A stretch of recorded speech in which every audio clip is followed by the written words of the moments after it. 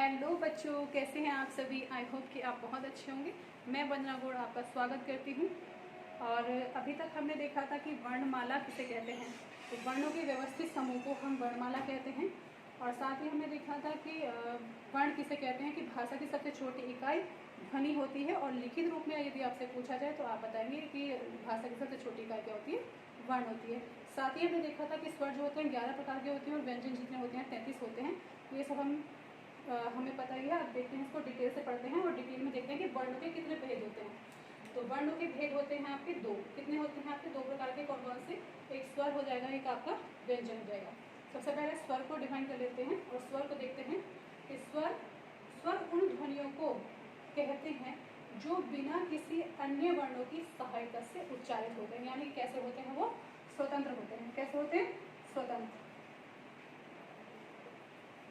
जो आपके स्वर होते हैं वो स्वतंत्र होते हैं और व्यंजन जो हैं आपके वो बिना स्वर की सहायता के नहीं बोले जाते। तो स्वर आपको पता चल गया कि स्वर किसको कहते हैं। स्वर कहते हैं जो बिना किसी अन्य वर्ण की सहायता के उच्चारित किए जाते हैं।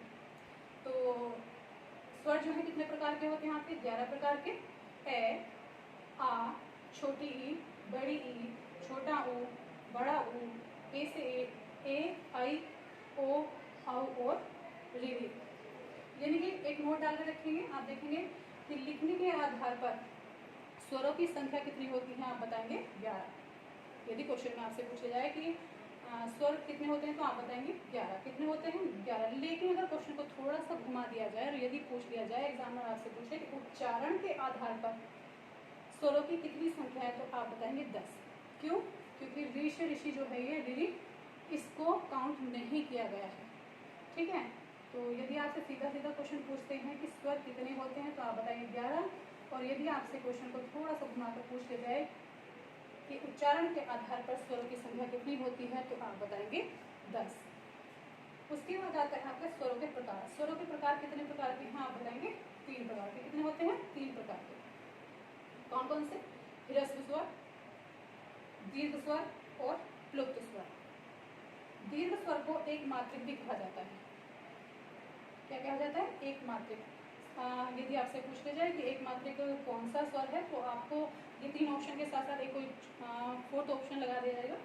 तो आपको पता होना चाहिए कि एक मात्रिक कौन सा है, तो वो है आपका ह्रस्व स्वर। और ये कौन कौन से हैं? अ, ई, उ और ऋ। इनकी संख्या कितनी होती है? 4। कभी कभी संख्या पूछ ले तो आपको पता होना चाहिए कितनी संख्या होती है? 4। दूसरा आपका आता है दीर्घ स्वर। इसको कहते हैं द्विमात्रिक। द्विमात्रिक यानी कि कैसे कह सकते हैं कि जिस पर 2 मात्राएं लगती हैं या जिसको बोलने में थोड़ा सा ह्रस्व स्वर की अपेक्षा थोड़ा ज़्यादा समय लगता है तो उसको कहते हैं द्विमात्रिक। तो दीर्घ स्वर क्या है? द्विमात्रिक। आपसे पूछ लिया जाए कि द्विमात्रिक कौन सा स्वर है तो आपको पता होगा तो आप बताएंगे दीर्घ स्वर। इनकी संख्या होती है आपकी 7। कौन कौन से हैं ये? बड़ा आ, बड़ी ई, बड़ा ऊ, ए, आई, ओ और औ। यानी कि जब हम इनको छोटे वाले यानी कि ह्रस्व को निकाल देंगे तो जितने बचते हैं वही आपके किस में आ जाएंगे? दीर्घ स्वर में। थर्ड आपका आता है प्लुप्त स्वर। कौन सा है? प्लुप्त स्वर, जिसको जो त्रिमात्रिक होता है यानी कि 3 मात्राएं होती हैं। कहने का अभिप्राय यह है कि जिनको बोलने में ह्रस्व स्वर की अपेक्षा 2 गुना और इसकी अपेक्षा 3 गुना समय लगता है। जैसे हम बोलते हैं बाप रे, काफी लंबा टाइम लग गया, फिर कहते ओ। तो ये सब क्या है? इनको बोलने में कितना समय लग रहा है? 3 गुना। ह्रस्व स्वर की अपेक्षा 3 गुना समय जब लगता है तो उसको कहते हैं हम प्लुप्त स्वर। और इसकी जब इसको हम लिखते हैं तो इसकी होती है, जैसे हिंदी में 3 लिखा जाता है उस तरह से इस तरह से इसको लिखा जाता है। तो अब आप मुझे देखेंगे, मतलब ठीक से ध्यान से देखेंगे कि स्वर की परिभाषा आप देखेंगे कि स्वर उन ध्वनियों को कहते हैं जो बिना किसी अन्य वर्ण की सहायता से उच्चारित किए जाते हैं। और ये कैसे होते हैं? स्वतंत्र होते हैं। स्वर कौन कौन से हैं? ए, आ, ई, उ, ए, ऐ, ओ, औ और आपका ऋ। क्वेश्चन आपसे सीधा पूछा जाए कि स्वरों की संख्या कितनी तो आप बताएंगे 11। यदि थोड़ा सा क्वेश्चन को घुमाकर पूछ लिया जाए कि उच्चारण के आधार पर स्वरों की संख्या कितनी है तो आप बताएंगे 10। ठीक है। स्वरों के प्रकार 3 हो गए। कौन कौन से? ह्रस्व स्वर, दीर्घ स्वर और आपके प्लुप्त स्वर। दीर्घ स्वर को जब बोलते हैं हम तो उसमें बहुत कम समय लगता है। जैसे कि हमने बोला कि ए, आम, जब आम बोला तो थोड़ा सा बड़ा हो गया, यानी कि थोड़ा सा समय लिया जा रहा है उसको बोलने के लिए, तो वहाँ आपका हो जाएगा दीर्घ स्वर। और जब हम बोल रहे हैं कि अब, तो बहुत जल्दी बोल दिया, तो इसमें जिसमें कम समय लगता है वो होता है ह्रस्व। ह्रस्व मीन्स होता है कम, छोटा, और दीर्घ मीन्स बड़ा, जिसको बोलने में अधिक समय लगे, या फिर आप कह सकते हैं कि जो बड़ा हो। और प्लुप्त जिसको बोलने में 3 गुना समय लगे, किसकी अपेक्षा? ह्रस्व स्वर की अपेक्षा। चलिए आगे बढ़ते हैं और देखते हैं कि स्वरों के कौन कौन से प्रकार है, जीभ के आधार पर कितने हैं। और अब इसके आगे हम देखते हैं और कि स्वरों के जो प्रकार है वो कितने प्रकार के, कैसे कैसे हैं। तो एक आता है आपका स्वरों के प्रकार, आपने 3 देखे थे। उसके बाद आता है जीभ के प्रयोग के आधार पर। तो जीभ के हमारा जो टंग है उसके आधार पर कितने प्रकार के आपके स्वर होते हैं। तो वो आपके होते हैं 3 प्रकार के। एक होता है अर्ध स्वर, मध्य स्वर और स्पर्श स्वर। अग्र स्वर कहते हैं जीभ के अगले भाग को, जो हमारे जीभ का अगला भाग है उसको कहते हैं अग्र। नाम से ही पता चलता है अग्र आगे, मध्य बीच में, और जो हमारा स्पर्श होता है पीछे। तो देखते हैं कि आगे का भाग है जीभ का, उससे कितने स्वर बोले जाते हैं। तो अग्र स्वर हैं आपके ई, ऊ और बड़ा ऊ। जब आप बोलेंगे तो जो आपकी जीभ का जो सबसे आगे का भाग है वो सबसे ज़्यादा उछलता है, कैसे कह सकते हैं कि ई और ई, ऊ और ऊ, तो इनकी संख्या आपकी होती है 4। कितने हैं ये? 4। मध्य स्वर एक ही है। जब हम बोलेंगे ए, तो हमारा जो बीच का भाग है वो हमारे तालू से लगता है ए, तो जो बीच का भाग है वो थोड़ा सा उठता है बीच में से। तो जैसे जब हम जीभ से चलाएंगे ए, तो जो बीच वाला भाग उठ रहा है तो वो होता है आपका मध्य स्वर। इसकी संख्या कितनी है? 1। कितनी संख्या है इसकी? 1। और अग्र स्वर की कितनी थी? 4। अब आता है स्पर्श स्वर। स्पर्श स्वर है आपका आ, छोटा ऊ, बड़ा ऊ, ओ और औ, जो हमारे जीभ के पिछले भाग को उठाते हैं। जब हम बोलते हैं तो जब हम बोल रहे हैं उसके जो पीछे का भाग उठ रहा है उसी को कहते हैं स्पर्श। जीभ का पिछला भाग। जब हमने बोला आ, तो आप ध्यान से देखेंगे कि आ, और हमने बोला ऊ, तो जो हमारा जीभ का पिछला वाला भाग है वो ऊपर आ रहा है। तो इसमें क्या है? इनकी संख्या आपकी होती है 5। कितनी होती है? 5। तो आप देखेंगे ध्यान से, अग्र कहाँ से? आगे के जीभ का अगला हिस्सा, जो जीभ का अगला हिस्सा है वो उछलता है ई, ऊ और ऊ में। मध्य स्वर आपका एक है, कौन सा? ए। क्वेश्चन में पूछ लिया जाता है, कई बार पूछा भी गया है कि मध्य स्वर कौन सा है? ए। एक ही है, कोई दिक्कत नहीं। नेक्स्ट है आपका स्पर्श स्वर। तो स्पर्श स्वर 5 होते हैं, और जब जिनको हम बोलते हैं तो जीभ का पिछला भाग ऊपर की तरफ उठता है। आ, ऊ और ओ और औ। उसके बाद आपका आता है कि स्वरों के प्रकार में और क्या क्या आता है कि मुख्य द्वार के खुलने के आधार पर। मुख्य द्वार किसका? मुख का। जो हमारा मुख द्वार है उसके खुलने के आधार पर। मुख द्वार कितने हैं? मुख द्वार जब हम बोल रहे हैं तो मुख द्वार से कितने आधार पर हम बोल सकते हैं। क्वेश्चन सबसे बहुत ज़्यादा बनते हैं यहाँ से, समव्रत और विव्रत। तो मुख द्वार के खुलने के आधार पर कितने हैं आपके? ये आपके हो गए समव्रत, अर्धव्रत, विव्रत और अर्धविव्रत। समव्रत मीन्स होता है, एक तरह से आप समझ सकते हैं, सिला हुआ। हमने होठ इधर से भी सिल दिए, इधर से भी थोड़े से सिल दिए। तो जहाँ बोलने में थोड़ा सा स्पेस चाहिए, थोड़ी सी जगह चाहिए बोलने में, हमें ई, अगर हमारा इतना मुंह भी सिल दिया जाए तो आप बोल सकते हैं उसको ई और ओ, या फिर इस तरह से याद कर सकते हैं आप कि सिला हुआ। समव्रत मीन्स होता है सिला हुआ। और सिलते किससे हैं? सुई से। तो जब सुई लगेगी तो क्या करेंगे? ई, ऊ। तो ये सब कैसे याद करेंगे आप? ई और ऊ, यानी कि दोनों प्रकार की ई, यानी कि छोटी ई और बड़ी ई, छोटा ऊ और आपका बड़ा ऊ। किस में आ जाएगा? आपका समव्रत में। किस में आ जाएगा? समव्रत में। अर्ध समव्रत कहते हैं थोड़ा कम खुला हुआ, थोड़ा सा उसमें कौन कौन से आ जाएंगे? ए और औ, ए और औ।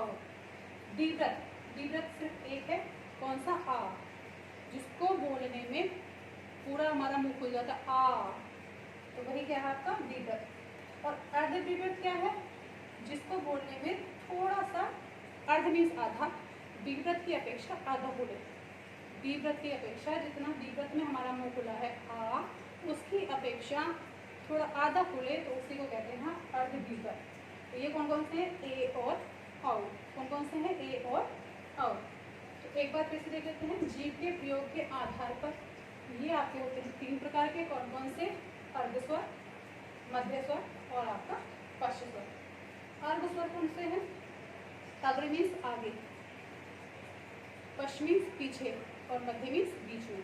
ये तो सभी को पता है, अग्र मीन्स आगे। तो आगे जब हम बोल रहे हैं तो हमारी जो टंग है, जो हमारी जीभ है, वो आगे वाला भाग ज़्यादा हिल रहा है।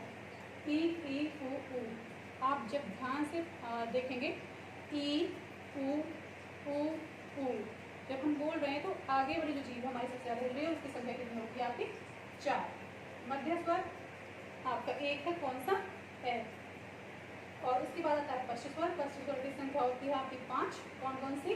बड़ा आम, छोटा ऊ, बड़ा ऊ और औ और औ, ओ और औ, सॉरी। तो ये जो आपके 5 हैं, जिनको बोलने में जब आप देखेंगे तो हमारी टंग का पिछला भाग, जो पीछे का भाग है, वो टकराता है ऊपर, उछलता है, कैसे कह सकते हैं। मुख के द्वार पर, मुंह का जो द्वार है उसके खुलने के आधार पर कितने भागों में बांटा गया है? 4 भागों में बांटा गया है। कितने भागों में बांटा गया है? 4 भागों में बांटा गया है। समृद्ध मीन्स होता है सिला हुआ। तो थोड़ा थोड़ा, जैसे मान लीजिए थोड़ा कम खुलना मुंह, एक तरह से कह सकते हैं ई ऊ और ऊ। जब हम इनको बोल रहे हैं तो हम इस तरह से बोलते हैं ई ऊ, है ना, थोड़ा सा ऐसा बोल सकते हैं कम, अगर मुंह कम खोलेंगे तब भी ये बोले जाएंगे वाला शब्द। अर्ध संबद्ध होता है, इसकी अपेक्षा भी थोड़ा सा खुला हुआ, जैसे ए और औ। उसमें भी हमें कोई ज़्यादा आ नहीं करना है। आ कहाँ आ रहा है हमारा? दीर्घत में। आ कहाँ आ रहा है? दीर्घत में। आ भी दीर्घत मीन्स होता है गोलाई, मतलब गोलाई की तरह से बोले जाने वाला और बिल्कुल खुलकर बोले जाने वाला, खुला हुआ, वो क्या है? दीर्घत। कौन सा है? दीर्घत। अर्ध दीर्घत ए और आपका औ। बढ़ते हैं इससे आगे और देखते हैं इससे आगे क्या है। स्वरों के बाद आता है आपका व्यंजन। व्यंजन क्या है? तो व्यंजन क्या होते हैं कि जिन वर्णों को बोलने के लिए, जिन वर्णों को बोलने के लिए स्वर की सहायता लेनी पड़ती है, लेनी ही पड़ती है। व्यंजन जो है बिना स्वर की सहायता के नहीं बोले जा सकते। कैसे? जब आप देखेंगे क, तो ये क्या है? इसमें क्या लगा हुआ है? स्वर। ख, ग, घ, जो भी है, एटलीस्ट जितने भी व्यंजन हैं वो बिना स्वर की सहायता के नहीं बोले जाते, ये तो सबको पता ही। व्यंजनों की संख्या कितनी होती है आपसे पूछ जाएगा तो आप बताएंगे 33। आगे बढ़ते हैं और देखते हैं व्यंजनों के भेद। व्यंजनों के भेद होते हैं मुख्यतः 3 प्रकार के। कौन कौन से? स्पर्श व्यंजन, अंतस्थ व्यंजन और आपके ऊष्म व्यंजन। स्पर्श व्यंजनों की संख्या जो होती है वो होती है आपकी 25, क से लेकर 9 तक। कौन कौन से वर्ग होते हैं? क वर्ग, च वर्ग, ट वर्ग, ट वर्ग और आपका प वर्ग। क वर्ग में कौन कौन से आते हैं आपके? क, ख, ग, घ और ण। इसका जो उच्चारण स्थान है, इनका जो उच्चारण स्थान है वो क्या है आपका? कंठ। च वर्ग का च, छ, ज, झ और आपका अन्य, ये कौन से हैं आपके? तालु।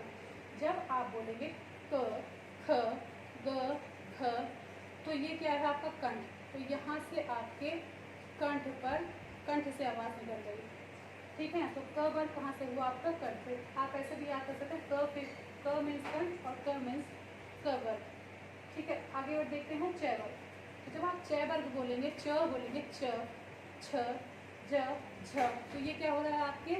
तालु पर, जो आपकी जीभ है वो आपके तालु पर टकरा रही है, तो यही क्या हो जाएगा आपका? तालु। कौन सा है उनका उच्चारण स्थान? तालु। इन सभी का उच्चारण स्थान क्या हो जाएगा आपका? तालु। उसके बाद आते हैं ट वर्ग पर। ट, ठ, ड, ढ और आपका अने। तो इनका जब हम बोलते हैं तो मूर्धा, यानी कि मतलब कहने का तेजी से बोला जाता है, ट। और जीभ कैसे हो रही है हमारी? पलट कर ट, ठ, ड, ढ। तो तो यहाँ जहाँ पर झटका लेकर हमारी जीभ से बोल रहे हैं हम, जहाँ झटका ले रहे हैं वही होता है आपका ट वर्ग। और क्या होता है आपका मूर्धन्य। ट वर्ग त, थ, द, ध और न, ये आप बोलेंगे दंत। त जब आप बोलेंगे त तो जीभ कहाँ पर टकरा रही है आपकी, दांत पर। ते, थे, दे, धे और ने, तो ये हो गया आपके दंते, है ना। उसके बाद आता है आपका प वर्ग।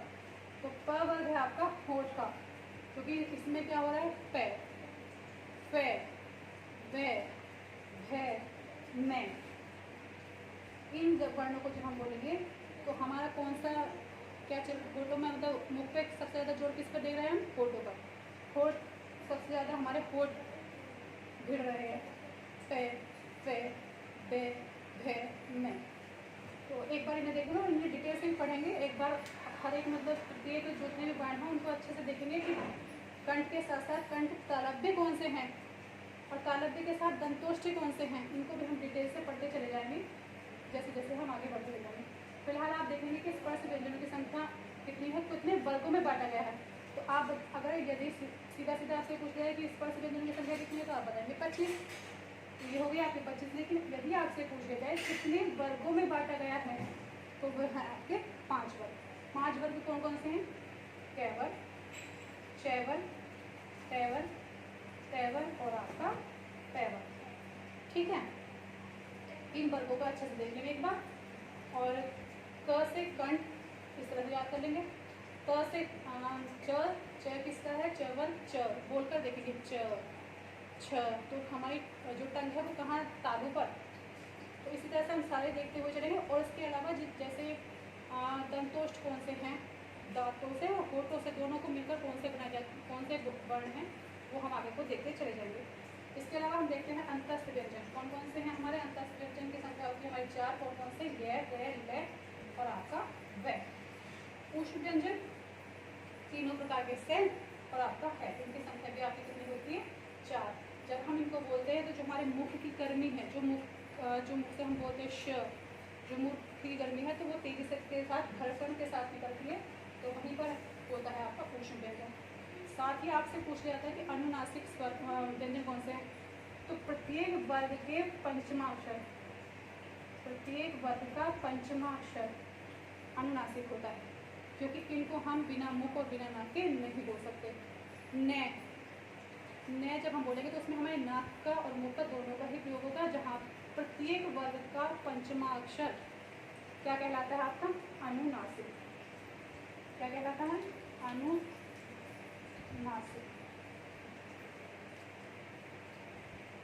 हाँ, क्वेश्चन में पूछ लिया जाएगा कि अनुनासिक को क्या है, तो आपके पंचमाक्षर, प्रत्येक वर्ग का पंचमाक्षर यानी कि जो 5वां अक्षर है ये आपका हो जाएगा अनुनासिक।